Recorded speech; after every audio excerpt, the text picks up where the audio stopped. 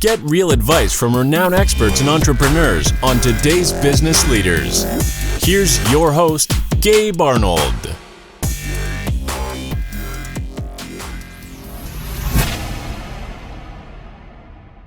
All right, on today's show, I have Lea Woodford, and she is the CEO of SmartFem Media Group, and we are going to talk about entrepreneurship and marketing and all the lessons that she's learned over the years, and I'm super happy to have you here, Lea, so welcome. Oh, thanks, Gabe. Lovely to be here. Yeah. I always start the show the same way because it always leads to some pretty interesting stories, but when did you first realize that you were an entrepreneur? When I worked for somebody else. As a copier salesman in my 20s, I worked for a large copier company that went bankrupt. Oh, wow. And although I made quota and I was making money, I was also a single mom. I was like 27. And I didn't get a paycheck for a really long time. And one of the things that I told myself is, wow, this is not going to happen to me again. Because my daycare was more than my mortgage and car payment put together.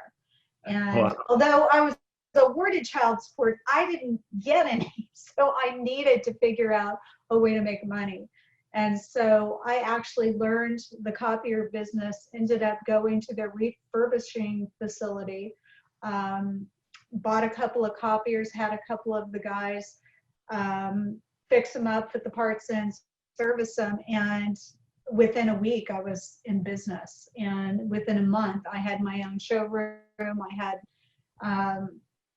had my own showroom, my bay, my office. It was kind of cool because my kids, it was summertime and it was 110. I was able to take my kids, not pay for daycare. My daughter was watching Disney in the showroom, and the boys were in the bay with the boys learning how to service copiers. So it was kind of cool, because they got to experience that and we got to be together. And in the meantime, we were profitable from day one.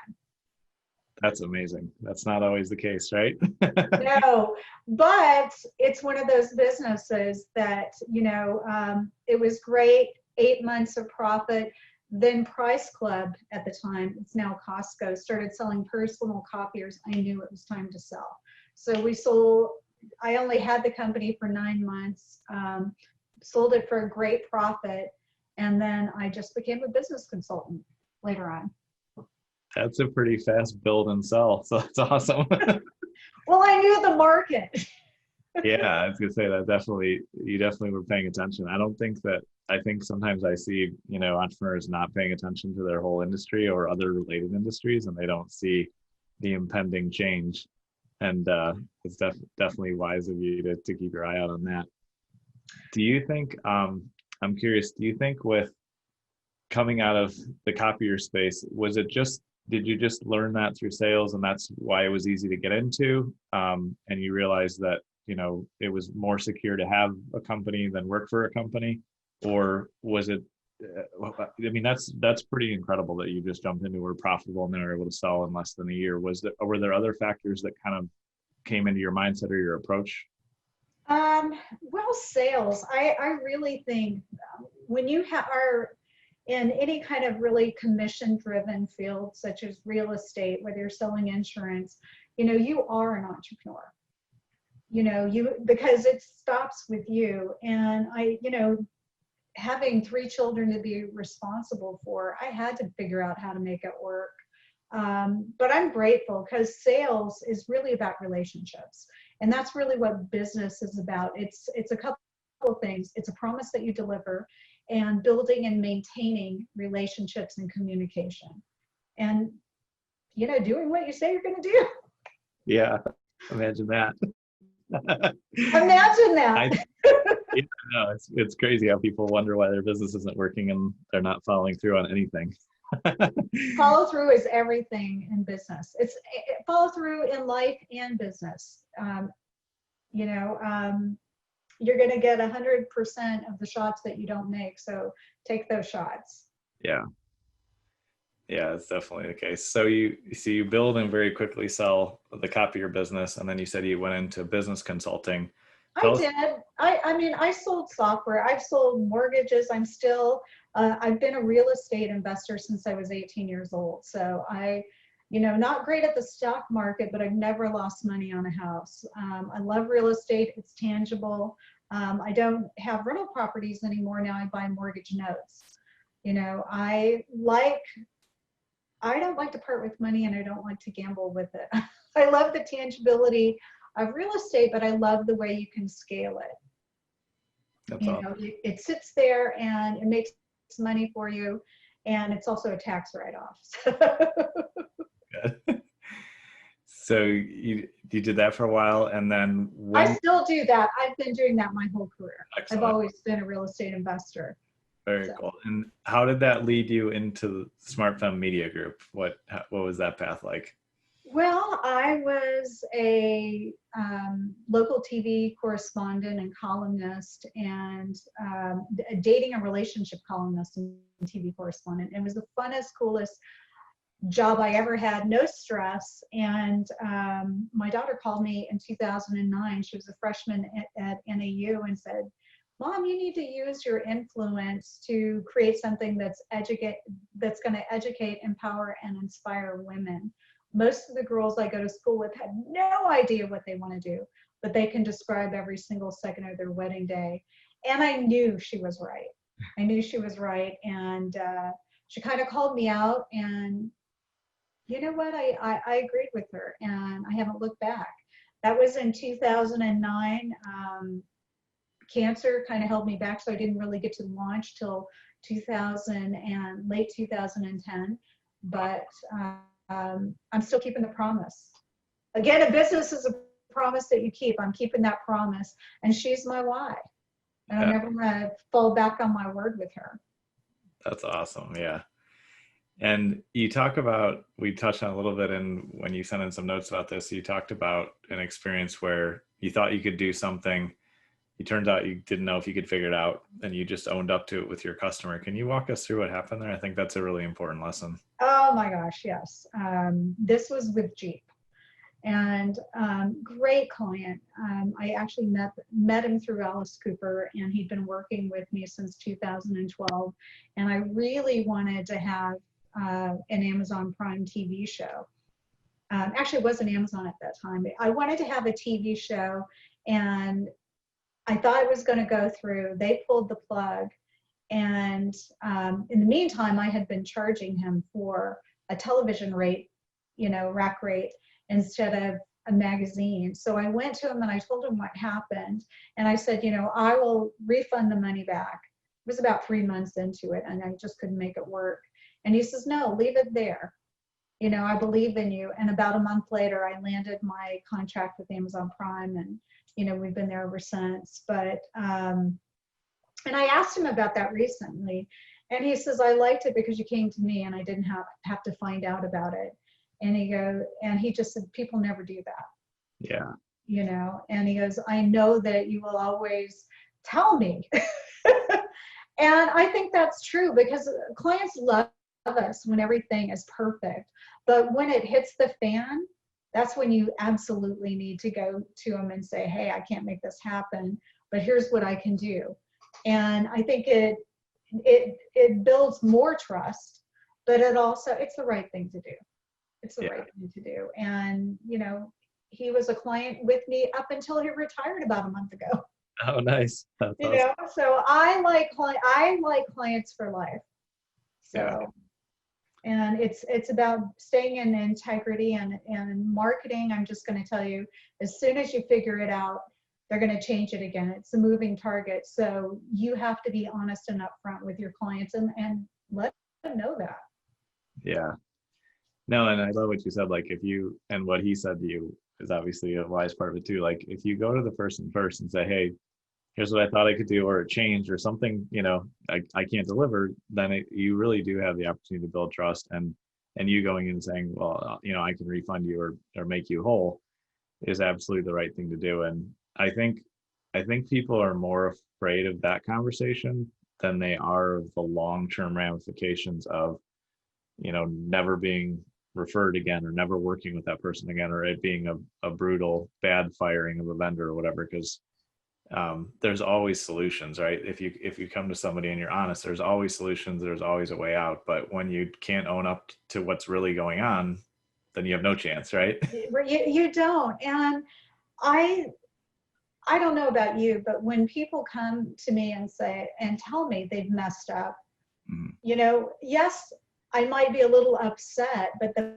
fact that they told me and they already figured out a remedy or how they're going to make, I'm good with it. In fact, I do trust them more.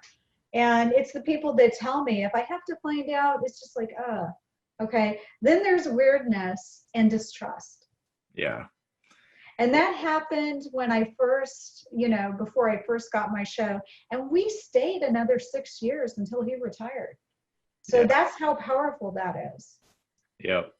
Yeah. And it's unfortunate, but there's not a lot of people that will own up to things or just be honest about where they're at. And so it's this pretty easy differentiator to be just upfront and honest and say, here's where things are and here's what I'll do. And especially in advertising, I'm just going to say, I would agree.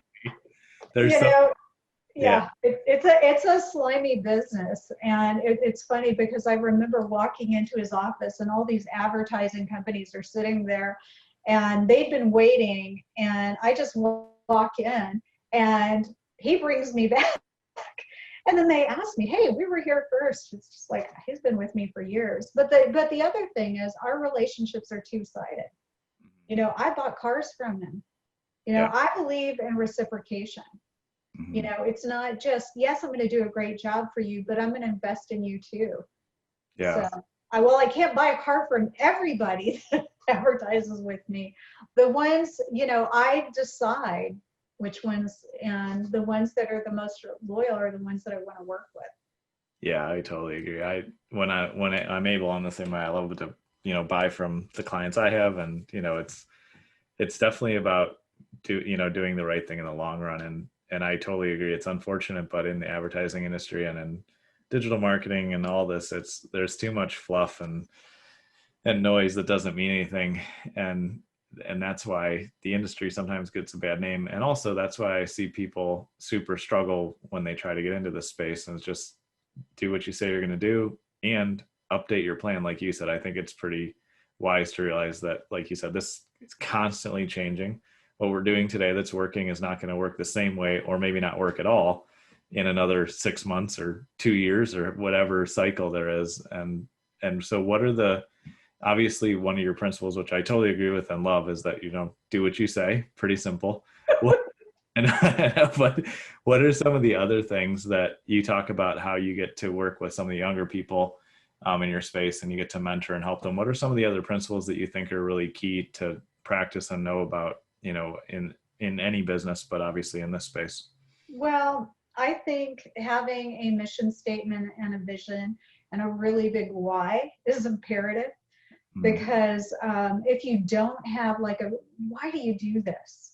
If you don't have that, the excuses are going to be too big for you to overcome. So your why has to be bigger than your excuse. But your passion, your purpose, and your skill set have to intersect. And you got to remember, I was back in film school.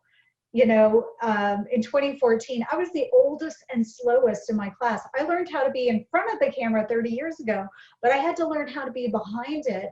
And it was intimidating. I mean, these kids, are like this, but 22 of us started, 8 of us graduated, and 2 of us are monetizing. Wow. So it's about, you don't have to be the first, you just have to be the most persistent. That is definitely a good lesson. I think that's the one thing that has served me well is I don't always pick things up super fast, and I've failed a ton, but I always tell people I can be more persistent than most people I meet. And so it's not that hard to be successful when you're persistent. That will always get you over the finish line. Yeah, exactly. I remember I was watching Russell Simmons one time was talk on an Inc.com talk, and he's like, they're like, what's the secret to your success? And it's exactly what you said. He's like, well, eventually all our competitors just died off. It's like, hey, there's a pretty simple, business success secret, right? Is just stick with it and be honest about where you're at and what you can do, right? So I think so. And I think being bold. Yeah. I think being bold. I mean, I have a client who I just love. She's been in the retail space forever. She's a retail consultant. She's a partner with Damon John. And I just created her magazine. She launched a magazine in the middle of COVID and a brand new retail gym clothing brand. And it's just, she's killing it because she really doubled down on being different. And not only is it a magazine, let's see if I have one here, but it's digital and print. And she's sending it, I don't know if I have a copy of hers here, but this is one thing that I did for my business. It's a lead gen, but it's print and it's digital. Nice. And we did that for her, and we created a wow box, and she started sending it to potential clients. Now she's got people that want to advertise in her magazine. She's got new stores opening, and it's just killing her online store. I mean, they're blowing up. So she really decided, while everybody was stuck at home, to reach them with something tangible at home, which I thought was just brilliant. Yeah. In retail. Yeah. That's incredible. It's been so fun to see the pivots that people are making from online or offline to online, and what you can do there. What do you think is what do you think is the difference between like the wise and successful entrepreneurs? Like you talk about her story where she bet in a way that seemed maybe like a big bet and it worked out, compared to people that just bet irrationally, or and maybe a better way to ask the question, sorry, is like, you said you like holding on to your money and you like investing in things that are stable, not the stock market, which I think there's a lot of wisdom there. But I think that people sometimes think that entrepreneurs are risk takers. And I think I'm highly risk averse, even though I'll make a bet, I'll invest in something. So have you seen over the years with the clients you've worked with the things that you've done, is there kind of a formula or criteria that you've seen or used of when you make a bet or a move, or you invest in something? It's always a calculated risk. Mm-hmm. And I don't see it as spending money. I see it as investing in me. And if you won't invest in you, how can you expect somebody else to? And with consumers becoming more and more tech savvy, and with technology, changing fast, you have to really have that student mindset and be willing to invest in you. And, even though I went to film school in 2014, it's changed again. Yeah. I'm still the perpetual student. And that's one of the reasons I love working with the young team, because they learn old school. First of all, you're going to have to communicate. Not like this. You're going to have to learn communication. But I learned something. The teacher becomes the student, and I think they keep you young, they keep your business young, and they keep it vibrant, because they are the future consumer. Yeah. And are there things that you're seeing, like any big shifts or changes in the consumer markets and things where obviously it's becoming more tech savvy? What are the kinds of things that you're telling your clients to watch out for, or spaces to pay attention to that they need to be in? I'm really seeing, like we have a SmartFem Summit coming up, and Zoom fatigue is real. Mm-hmm. People are being zoomed out and they're feeling isolated. So anything that you can do that sends something to them tangible is great. Like for the summit, I've taken my TV studio and we've built a virtual stage. My speakers will be flying in, they'll be masked, socially distanced, and we've got 4K 50-inch screens. So they'll be standing and presenting like they're in front of a live audience. And we'll be sending out wow boxes after every speaker, because there has to be some kind of engagement, and there has to be a buy-in from the audience, just the way it is with the consumer, because we're numb to it. We're all competing for online space right now, and it's very saturated. So you have to be really bold, and you have to do things differently. And it's not a good time to be a lone ranger. Yeah, definitely. And do you think with like next year, everything goes back to the new normal or whatever it is, do you think that like in-person events and in-person retail and all that is going to be permanently changed, or do you think people are going to go back to what was like I pretty think aggressively? I think it's going to be kind of like what we're doing. We're doing a hybrid. Our speakers and our VIPs are flying out. They'll be socially distanced. We got a really cool VIP hangar party, but a hangar is a big empty box, so we can socially distance them. Where we normally have a really big, fun, loud party, we'll make it a little bit more pandemic adverse, I guess you should say. But I think there's always going to be a little bit of both. And I think for us, we'll use the SmartFem virtual stage to maybe do a mini summit to promote the live event. Because there's a lot of people that can't travel, or even when we do get back to this, a lot of people are they're gonna be gun shy when it comes to getting on a plane. Yeah, that's true. So you can get more, instead of just doing a live event, we'll do a live and streaming. Yeah. So it's more opportunity. People have to look at it. It's an obstacle or an opportunity, but you get to choose which way you want to look at it. Yeah, definitely. I think that's definitely the right attitude. And that's, I mean, how, myself and my team have looked at it as like, oh, there's new opportunities, and everybody that, and all the other business owners, entrepreneurs and things that, that I hang out that have viewed it that way are doing amazingly well this year. And everybody that's like, it's the end of the world. Well, it's the end of the world for their business for sure. And it's all in how you view it, right?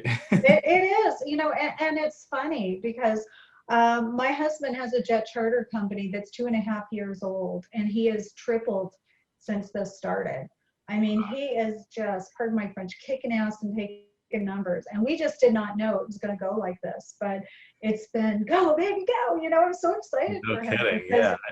They just hired 6 new pilots, and they're getting ready to bring on 3 more new jets with the possibility of 2.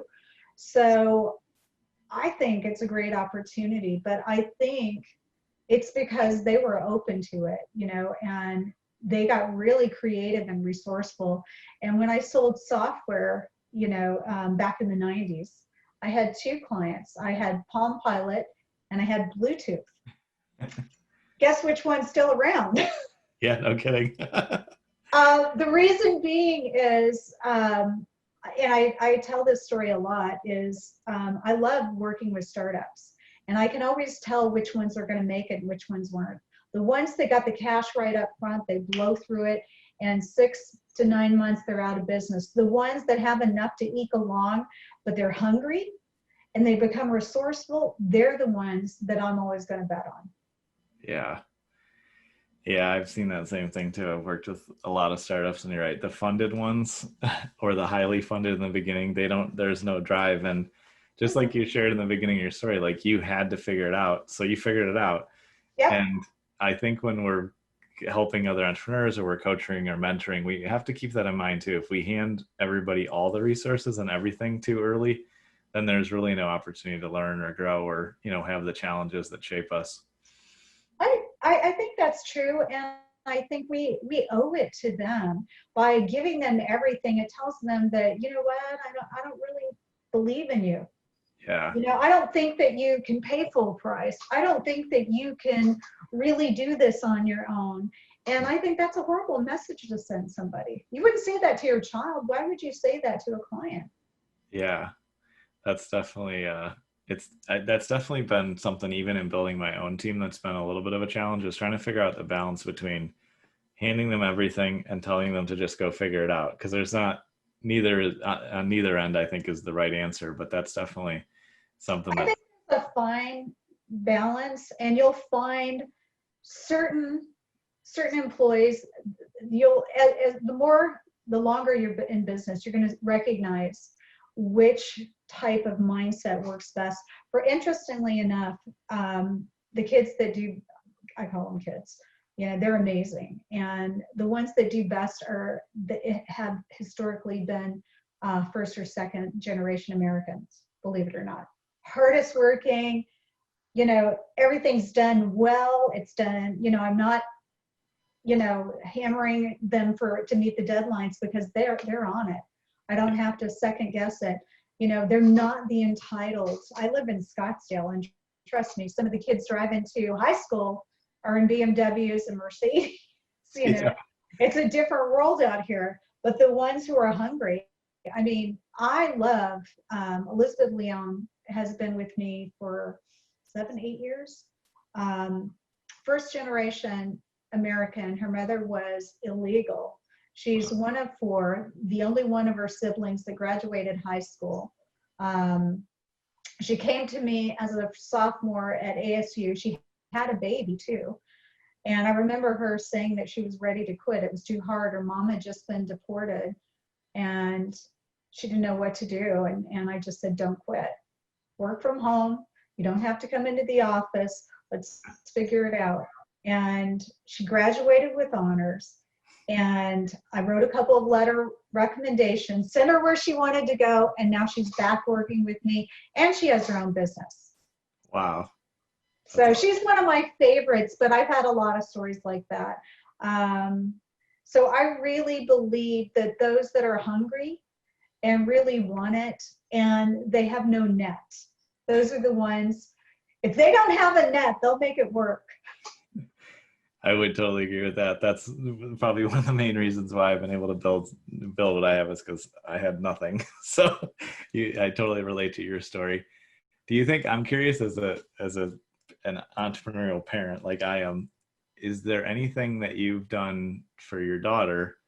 Obviously showing her the example and keeping your promise to her is a huge piece of it, but is there anything that you've done for her to set her up for success in the same way that you just talked about one of your amazing employees there? Is there anything that that I can do, you know, for my son, and say, you know, to prepare him and keep him hungry and not overdo it?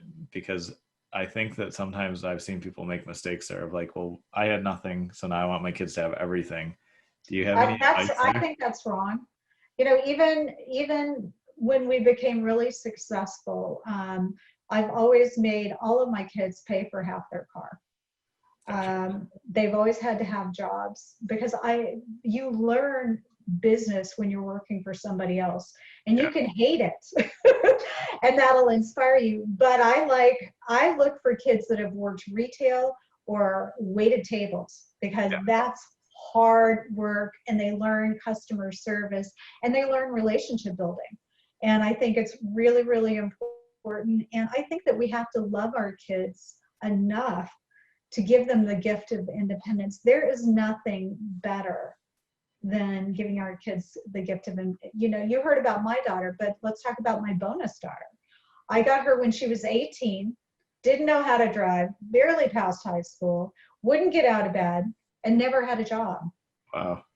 We got along like this for about the first year and a half. Then I brought her in. I knew she was a genius like her dad, but she just really needed structure and focus. Fast forward, she just graduated about 2 months ago from ASU with a 4.3 in engineering, got her starter job in software development in Spokane, starting her off at $80,000 a year.